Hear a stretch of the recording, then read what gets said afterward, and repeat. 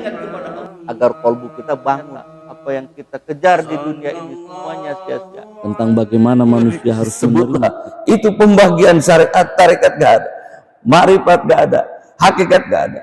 Padahal jelas-jelas baginda Nabi mengungkapkan dalam satu hadisnya, as-syari'atu kas-sajarah, syariat itu seperti pohon, at-tariqatu agsonuha, tariqah itu cabangnya, wal ma'rifatu awraquha, ma'rifat itu daunnya, wal hakikatu asmaruha, hakikat itu adalah buahnya. Dan masing-masing tingkatan itu memiliki hukum sendiri, memiliki aturan tersendiri yang semuanya menyatu, tak boleh dipisah-pisah. Syariat itu tugasnya jasad. Begitu masuk ke wilayah thariqah, pekerjaan batin. Disitulah iman, disitulah tauhid. Begitu masuk kepada makrifat, ini antara dua, musyahadah dan muraqabah. Engkau bisa nggak menyaksikan? Atau kalau enggak, ya sudah, Allah lah yang menyaksikan engkau. Itu pada tingkat makrifat. Begitu hakikat, Anda tinggal menikmati. Hakikat ini kan buah, tinggal nikmati. Begitu Anda sudah temukan itu yang namanya sholat khusyuk, maka bisa berdiri satu rakaat itu, satu juz Anda baca. Nikmat, gak pakai capek. Makanya kalau pemain bola sudah profesional, waduh kita nengoknya nikmat betul. Kenapa? Karena selama 2 kali 45 menit itu mereka semua bergembira dalam bermain itu. Lari sana, lari sini. Beda dulu dengan tim dulu kan. Udah kelelahan babak pertama masih enak dilihat, udah babak kedua banyak yang lemes, banyak yang kram, banyak yang jalan. Disebabkan karena apa? Tarik ke belakang. Ternyata kekalahan, kegagalan dalam pertandingan itu rata-rata dimulai dari kebiasaan, tak pernah latihan, gak ngerti taktik, tidak bisa membaca situasi, tak bisa kerjasama. Itu banyak faktornya itu. Banyak orang yang gagal dalam pertandingan itu disebabkan karena persiapan yang minim, terutama tidak punya ilmu tentang itu. Maka ini kita perlu. Kita Pak, Bu, hari ini kalau saya tanya, sedang bertarung dengan siapa kita ini?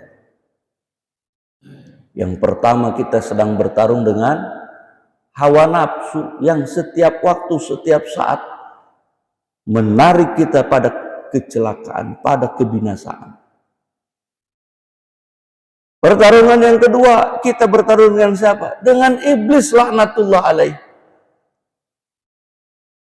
Iblis itu dia akan berkawan dengan orang-orang yang malas beribadah kepada Allah. Itu sudah jelas berkawan. Tapi iblis juga akan mendekati orang-orang yang ahli beribadah kepada Allah. Semua kalangan oleh iblis dikawanin, ditemanin, dicari kelemahan-kelemahannya. Bagi yang malas oleh iblis diajak, kan enak tidur itu, enak itu, kita nggak tinggalkan sholat, tinggalkan amal soleh gitu kan enak. Tapi bagi ahli ibadah didorong terus untuk beribadah. Kamu hebat, yang lain sedang tidur, kamu tahajud. Itu bisikannya begitu. Teruskan supaya kamu lebih mulia lagi. Dari 11 rakaat tambah sama kamu 50 rakaat. Akhirnya bablas. Disangkanya itu amal soleh, rupanya enggak ada contoh.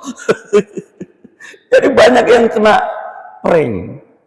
Disebabkan kenapa? Karena tadi tidak kurang latihan. Sirur asror ini di setiap elemen yang kita lalui diberitahu, diberi informasi tentang perkara-perkara godaan itu. Di bab ini juga dijelaskan perkara syariat itu godaannya apa? Maksiat. Jadi orang yang bersyariat, kita laksanakan amal ibadah, maka godaannya adalah maksiat. Dipanggil Allahu Akbar, Allahu Akbar. Itu dua pilihan itu. Memenuhi panggilan itu, datang ke masjid, maka pahala. Ini bersyariat begitu. Dipanggil sholat 5 waktu, dipenuhi sholat 5 waktu, diberi pahala oleh Allah Subhanahu wa Ta'ala, dan kita memenuhi kewajiban. Tapi ada orang yang tidak mau melaksanakan itu. Maka apa yang terjadi? Maksiat ya kepada Allah. Jadi pada level pertama orang bersyariat itu godaannya apa? Maksiat. Lebih jauh lagi orang pertama dalam bersyariat itu godaannya apa? Mengingkari perintah. Jadi kalau di level pertama saja sudah gagal, nggak usah cerita soal yang lain. Anda gagal. Begitu sholat 5 waktu tidak dipenuhi, kemudian tiba-tiba dia bercerita tentang thariqah, sudahlah, thariqah itu gagal pasti. Kenapa? Karena nggak ada pohonnya, nggak ada syariatnya. Cerita tentang zikir itu begini, begini. Tapi kemudian syariatnya bolong-bolong, baca Quran aja nggak bisa, maka gagalnya itu besar, kegagalannya itu besar. Gak usah diikuti Pak yang begitu. Karena apa? Karena agama ini berpokok, berpangkal di syariat itu. Baru bicara tentang cabangnya. Bicara apa? Syariat dulu ditegakkan. Sholat 5 waktu, bayar zakat. Itu yang 5 itu. Syahadat, sholat, puasa, zakat, haji. Itu penuhi. Haji bagi yang mampu. Tapi intinya semua syariat yang diperintahkan oleh Allah jangan ditolak. Kenapa? Karena ketika ditolak, maka kita sedang menyalahi maksiat. Itu godaan pertama. Syariat kita bagus, masuk kita ke thariqah. Thariqah ini cabangnya, masuk ke cabangnya. Diurusi. Kalau tadi syariat, kewajiban-kewajiban yang menyertai dari jasad. Karena syariat itu wilayah kerjanya jasad. Disitulah lahir ilmu fikih. Begitu masuk ke tingkat thariqah, thariqah itu perjalanan rohani. Nah ini. Ibaratnya kalau kita jalan, kita sudah punya kendaraan, itulah syariat itu. Tapi thariqah apa? Thariqah itu tanda-tandanya. Kalau kita mau jalan ke Sekupang, maka keluar dari sini belok ke kanan. Setelah kanan belok kanan lagi, kan ada panduannya. Tapi kalau kita bilang keluar sini belok kiri, nanti kiri lurus terus belok ke kanan, no, jauh makin jauh. Itu maka thariqah itu jalan juga, cuman jalannya dari kata toroka, ketukan. Tukan langkah. Kalau orang melangkah, jejaknya kelihatan nggak? Jejaknya sulit ditemukan, Pak, jejaknya. Maka ketika tadi sholat subuh kita berdoa, Allahumma bina biman hadai. Ya Allah, berikan aku petunjuk sebagaimana orang-orang sebelum diriku diberi petunjuk. Ah, itu jejak thariqah itu sebetulnya. Petunjuk yang engkau berikan ya Allah harus sama dengan orang yang telah engkau berikan petunjuk. Itu thariqah tuh. Nampak nggak petunjuknya? Kan enggak. Tapi bahwa ada orang yang sudah Allah berikan petunjuk, ada.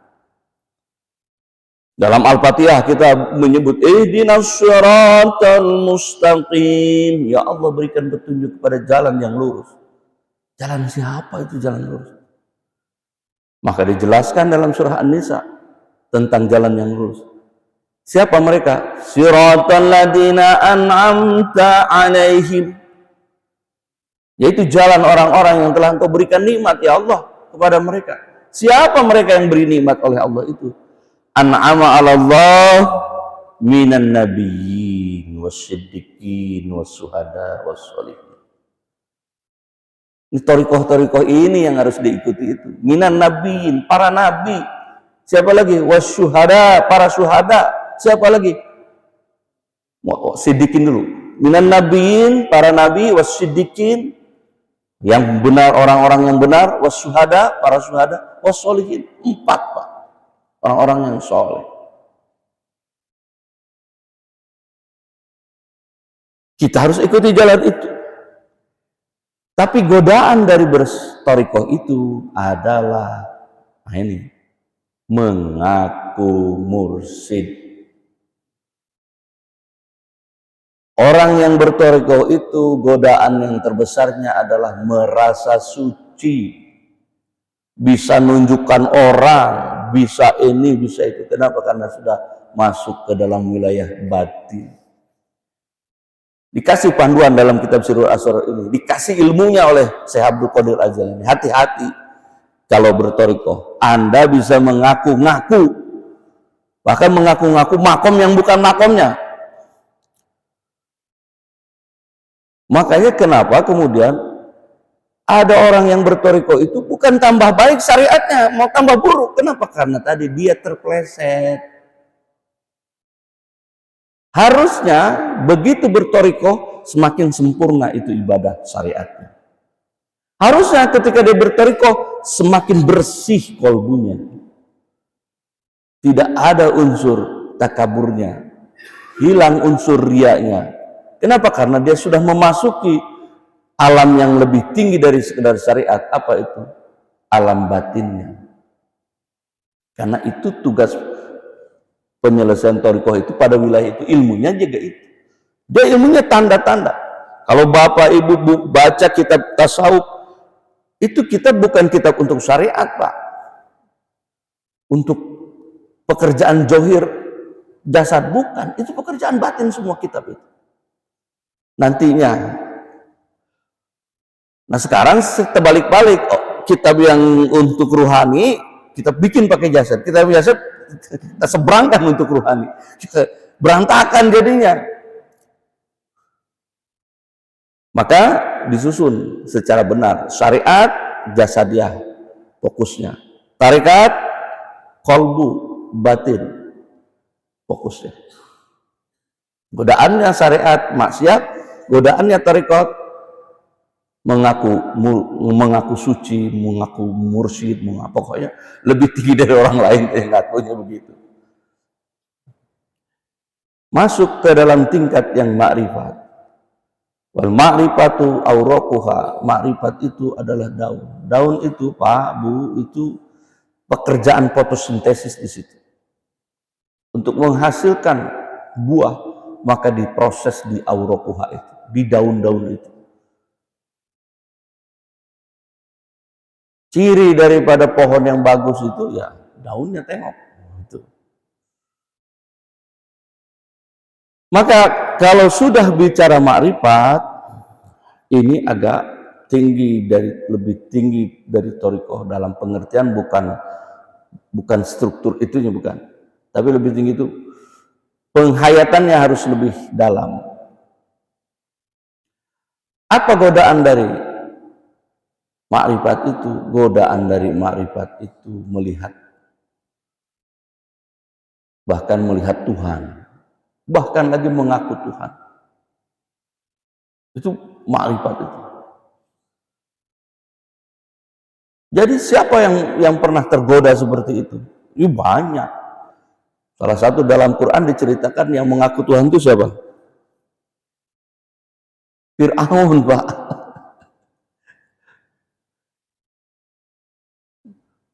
Idhab ila fir'auna innahu tagha. Faqul hal laka ila an tazakka.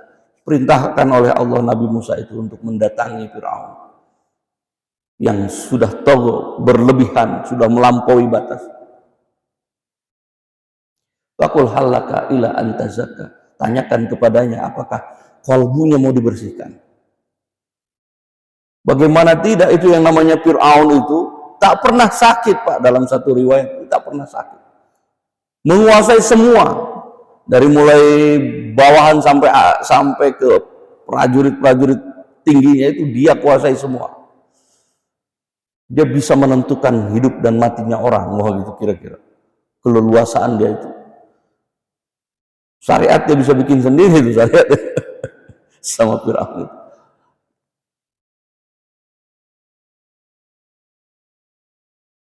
Maka Firaun itu ketika dia mendapatkan keleluasaan seperti itu, lalu tengok kiri kanan, enggak ada lagi orang yang lebih hebat dari saya katanya. Baru dia mengatakan, sini kumpul, hei para pembesar. Ana rabbukumul a'la. Aku Tuhan yang maha tinggi, kata dia. Kalimat itu. Jadi jangan dianggap bahwa Firaun itu orang bodoh, tidak, dia cerdas dia. Udah makrifat dia, cuman makrifat yang keliru pengetahuan itu. Sehingga dia tengok kiri kanan enggak ada katanya. Maka kemudian dia mengaku dirinya ana rabbukumul a'la, aku ini Tuhan. Orang-orang yang bermakrifat nanti juga begitu itu. Posisinya itu begitu. Maka kemudian ada satu aliran misalnya yang mengarah ke situ apa? Wihdah al-wujud. Wah, Tuhan menyatu dalam diriku. Ucapanku adalah ucapan darinya. Wah, itu begitu nanti yang makrifat yang kena selempet iblis itu. Nah, oleh karena itu Bapak Ibu yang dirahmati Allah, kita harus mempelajari segala sesuatu berdasarkan pengetahuan ilmu yang oleh Allah Subhanahu wa taala telah diberikan kepada para nabi, kepada siddiqin, kepada para syuhada, para sholihin. Ilmu itu kemudian kata Allah dalam surah Fatir ayat ke-32, summa awrasnal kitabal ladzi istofaina min ibadina. Kemudian kitab itu, ilmu itu kami wariskan kepada orang-orang yang kami pilih di antara hamba-hamba kami. Bapak Ibu hadirin jamaah yang hadir pada pagi hari ini merupakan orang-orang pilihan yang oleh Allah dipilih untuk dapat mempelajari, mendalami pengetahuan itu. Bapak Ibu pilihan. Cuman yang dipilih ini nanti kata Allah faminhum dzalimun li nafsih. Nanti ada yang zalim pada dirinya. Tahu dia pengetahuan itu tapi ya sudahlah. Ya hanya sekedar pengetahuan itu aja, nggak usah dipakai. Capek. Bisa aja begitu. Dzalimun li nafsih. Wa minhum muqtasid. Tapi ada juga nanti yang pertengahan. Antara iya dan enggak juga pertengahan, pokoknya ambil jalan tengah. Cuman sawa'um wa minhum sabiqun bil khairat. Akan tapi nanti kelak juga akan ada dan ada pula yang lebih dahulu berbuat kebaikan atas izin Allah. Jadi kita ini mengetahui tentang segala sesuatu nanti terbagi tiga juga diri kita. Ada yang kita biarkan itu pengetahuan tentang itu berlalu begitu saja. Ada yang ngambil jalan tengah. Ada yang bersegera dalam berbuat kebaikan. Bapak Ibu yang dirahmati Allah, dalam muqaddimah Syekh Abdul Qadir Al-Jailani menjelaskan falamma kanal ilmu. Ini dalam kitab ini falamma kanal ilmu. Tapi dalam kitab yang lain yang saya memiliki dua versi, yang kitab yang lain fal ilmu, maka ilmu itu langsung.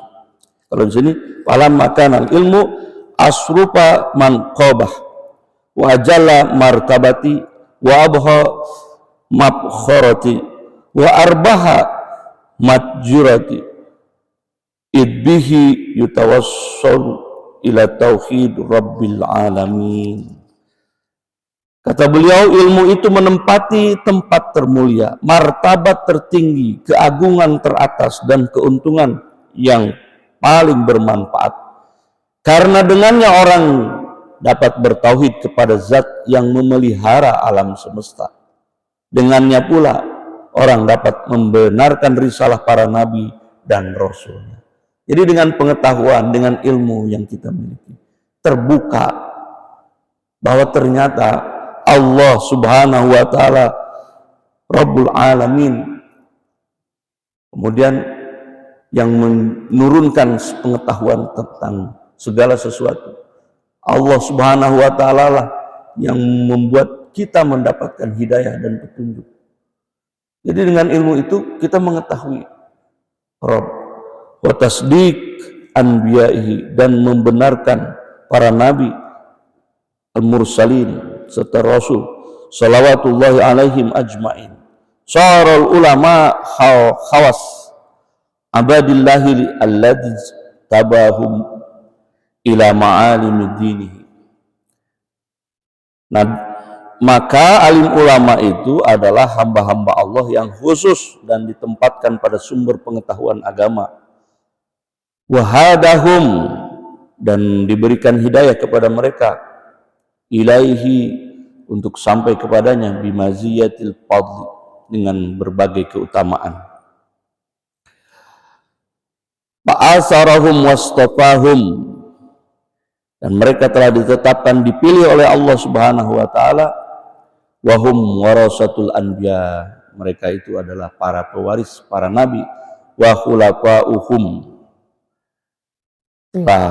selain pewaris para nabi juga penerus tahta para nabi dan para rasul. Wasadatul muslimina wa urafa'uhum, dan mereka itu tokoh umat Islam sangat mengenal para nabinya. Kama qala Allah taala, sebagaimana firman Allah taala yang dibacakan tadi. Jadi kita dapat warisan itu, kita semua, bukan hanya yang bicara ini, kita semua. Ketika sudah pengetahuan kita dapatkan, maka kita semua mewarisi pengetahuan itu. Bapak Ibu yang dirahmati Allah, untuk mengenal, memasuki wilayah tauhid, maka kita perlu berilmu. Dalam Al-Quran dikatakan, fa'lam annahu la ilaha illallah, misalnya. Berilmulah engkau, mengetahui, untuk bisa mengucapkan la ilaha illallah itu ya ada ilmu. Baru kemudian fastaghfiru lidambik, baru kemudian memohon ampun kepada Allah Subhanahu wa taala. Bapak Ibu yang dirahmati Allah, insya Allah ilmu itu kita akan pelajari setiap Sabtu pagi di sini, dan langsung kita praktekkan, agar supaya apa? Agar tidak ada gap antara praktek dengan ilmu. Jadi kadang-kadang pengetahuan dengan prakteknya sering nggak nyambung. Kita sambungkan sekarang bahwa ilmu tentang ruhaniyah ini, tentang rahasia dan sirrul asrar ini, rahasia di atas rahasia ini, bukanlah pengetahuan yang tidak ada objeknya, bukan. Ada objek. Bukan pengetahuan yang mengawang-awang itu, enggak. Ada. Tapi tentu saja kita harus bersabar dalam melatihnya. Ini mirip-mirip tadi saya ceritakan soal tim sepak bola kita. Ternyata 4 tahun digenjot fisiknya. Ya bagaimana mau merasakan ruhani kalau ibadah aja malas? Gimana? Saya bagaimana? Saya sudah mempraktekkan itu di beberapa masjid. Jam 3 saya suruh bangun mereka. Sholat bersama, sholat tahajud berjamaah. Dan dalam 11 rakaat itu minimal 1 juz sudah saya bacakan untuk mereka. Untuk kita bersama. Ini 11 rakaat semua sampai witir 3 itu 1 juz kita baca. 1 juz itu cuma 20 sampai 22 halaman saja. Jadi kalau 8 rakaat tahajudnya biasa itu dibaca 2 halaman. 16. Yang sisanya dibaca 5 sampai 6 halaman. Oh, hafal Pak Ustadz? Insya Allah. Kalau lupa ya kita cari ayat yang lain yang hafal. Yang penting memenuhi 1 juz dalam ibadah itu. Dan itu dinikmati Pak. 1 jam itu tidak terasa. 1 jam itu tidak terasa. Ya cuman memang itu tadi awal-awal barisnya satu baris awal. Lama-lama yang menciut. Sisa lah 4-6 orang. Tapi kita istiqomah. Yang namanya latihan ya silahkan yang mau terus kita lakukan. Bapak Ibu yang dirahmati Allah, karena memang ini pembukaan, izinkan saya dulu yang lebih banyak bicara kan. Karena kita baru memulai. Tapi bagaimanapun di awal ini belum jam 6. Kalau ada yang mau bertanya, kami persilahkan. Kalau ada yang mau bertanya, saya persilahkan. Ada yang mau bertanya? Silakan Pak. Waalaikumsalam warahmatullahi wabarakatuh.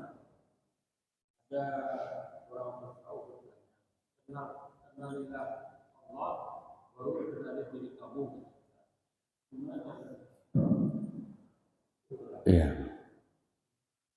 Ini menarik nih beliau.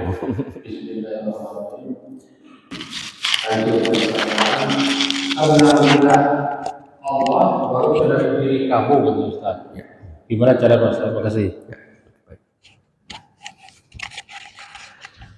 Nah ini kalau yang beliau tanyakan ini terbalik dari yang umum, tapi tetap intinya sama. Kalau yang umum itu man arofa nafsahu faqad arofa rabbahu. Siapa yang kenal dirinya maka akan kenal Tuhan. Kalau beliau kenal Allah dulu baru ini pertanyaan. Dalam keilmuan memang ada satu ucapan yang umum dikatakan untuk memulai mengenal agama ini adalah ma'rifatullah. Awaluddin ma'rifatullah.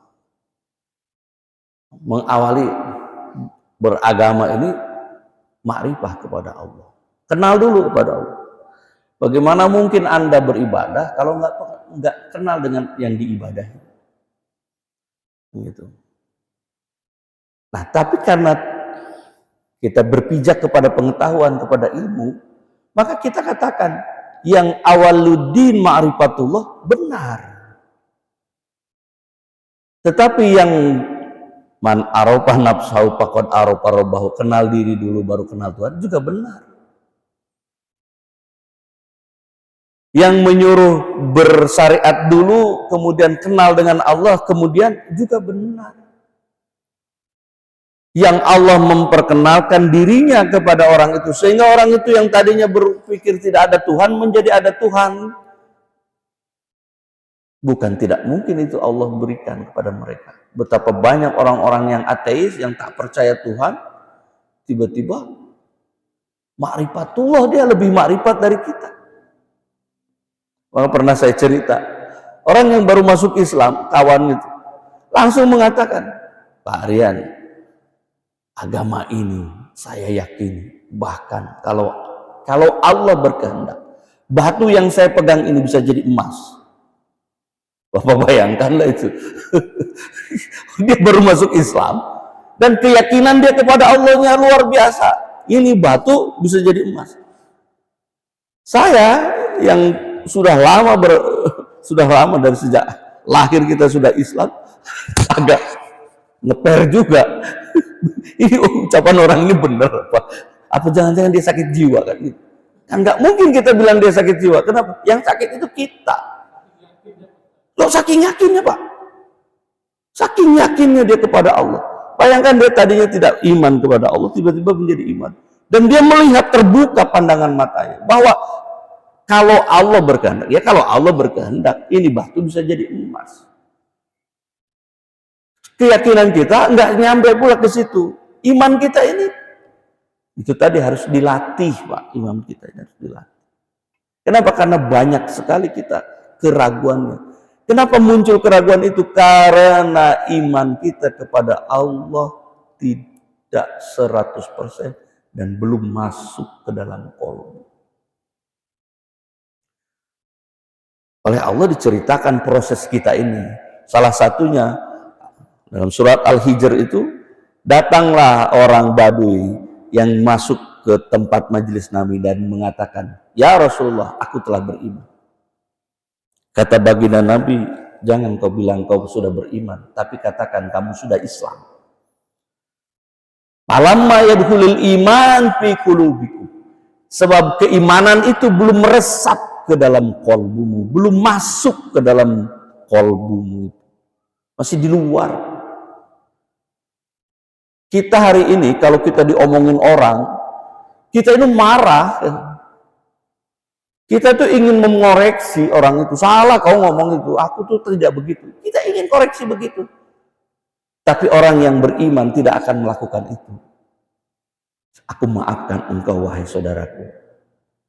Kenapa dia begitu? Karena keimanan di dalam hatinya, yakin bahwa apa saja yang menimpa dirinya sudah Allah tetapkan dan itu pahala.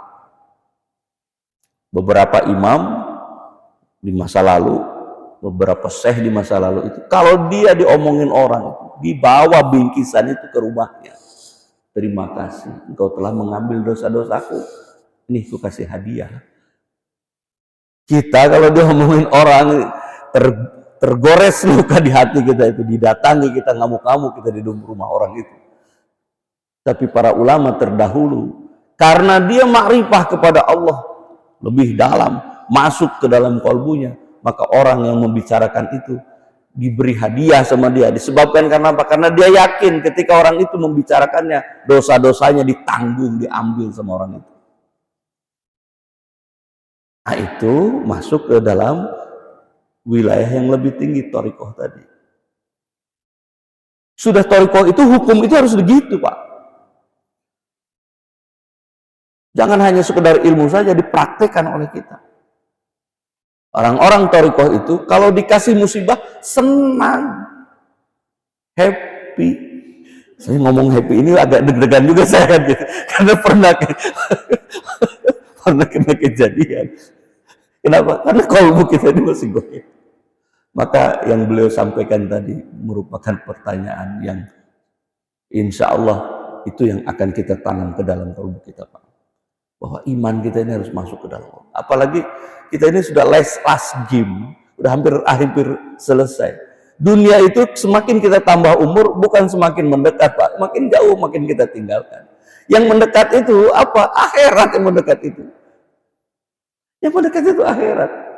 Semakin hari tambah usia kita, yang mendekat itu akhirat. Sehingga ilmunya jangan ilmu zohir terus yang kita pakai. Ruhaniyah kita harus naik tingkatnya. Sholat kita harus lebih khusyuk, ibadah kita harus lebih ikhlas. Sedekah, infak sedekah. Kemudian ucapan kita pun harus lebih baik. Karena setiap ucapan merupakan sedekah. Ketika kita mengucapkan subhanallah, alhamdulillah, wala ilaha illallah, wallahu, itu sedekah. Ketika kita berzikir la ilaha illallah, la ilaha illallah, itu merupakan bagian dari sedekah. Allah dalam kalbu kita sebut, itu merupakan bagian dari yang akan menyelamatkan kita kalau nanti di yaumil akhir. Oleh karena itu Bapak Ibu yang dirahmati Allah, mudah-mudahan kita semua istiqomah mempelajari ini. Mudah-mudahan kita istiqomah dalam latihan spiritual kita. Mudah-mudahan kita istiqomah untuk menggali ruhaniyah kita agar supaya Allah Subhanahu wa taala menyelamatkan kita di dunia dan di akhirat kelak. Demikian yang dapat disampaikan pada pagi hari ini. Insya Allah kita jumpa lagi di Sabtu pagi yang akan datang. Wallahumma biqla aqwamut thariq. Assalamualaikum warahmatullahi wabarakatuh.